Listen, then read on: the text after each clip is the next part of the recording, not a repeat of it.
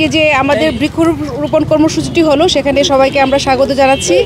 আপনারা জানেন জেলা পরিষদ থেকে আমরা বৃক্ষরোপণ কর্মসূচি হাতে নিয়েছি। পরিবেশ সংরক্ষণে বিভিন্ন উদ্যোগের মধ্যে এটি একটি অন্যতম উদ্যোগ। সারা শরীয়তপুর ব্যাপী আমরা 3 লক্ষাধিক গাছ রোপণ করব 3 বছরের মধ্যে, এবং এই বছর আমরা প্রায় 1 লক্ষাধিক গাছ রোপণ করব। তো আজকে এটি শুভ উদ্বোধন আমরা ঘোষণা করেছি।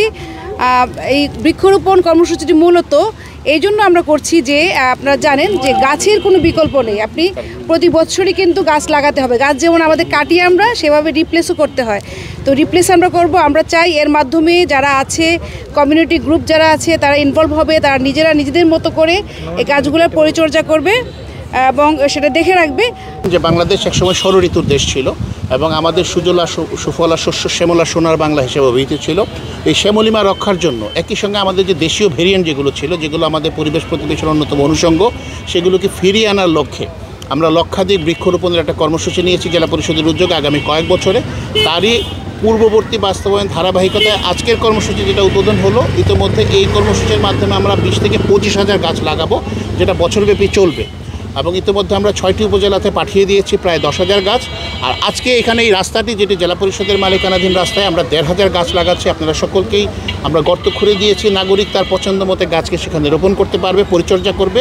এর মাধ্যমে আমরা আমাদের দেশীয় ফুলের এবং ভেষজ সম্পদের যেই পূর্ববর্তী গাছের বৃক্ষের যে আমাদের ঐতিহ্য ছিল সেটি ফিরিয়ে আনার উদ্যোগ।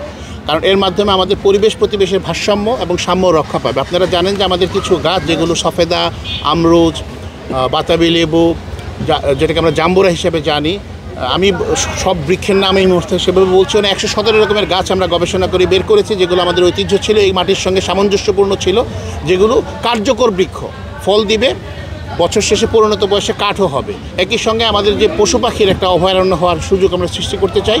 কারণ প্রচুর পাখি একসময় ছিল, গাছ হলে ফল খাবে, গাছ থেকে সেখান থেকে পরিবেশে যেমন সাম্য থাকবে, পশু পাখির জন্য অভয়ারণ্য হবে, আমাদের ইকোলজিক্যাল ব্যালেন্সটা ফিরে আসবে।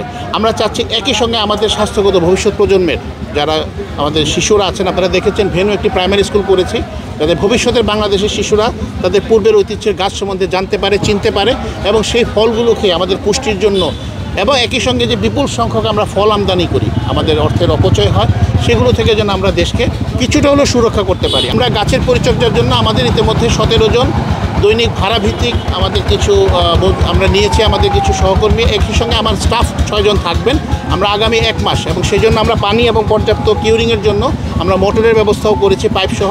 পাশাপাশি আমি বিনীতভাবে আমাদের স্থানীয় কমিউনিটিকে অনুরোধ করব, গাছ আমরা লাগিয়ে দিয়ে যাচ্ছি, গাছের মালিকানা আসলে এই আমাদের এখানকার জনবাসী, তারাই গাছের ফল খাবেন, তারাই গাছের ভোগ করবেন, তারাই গাছের কাঠ নেবেন।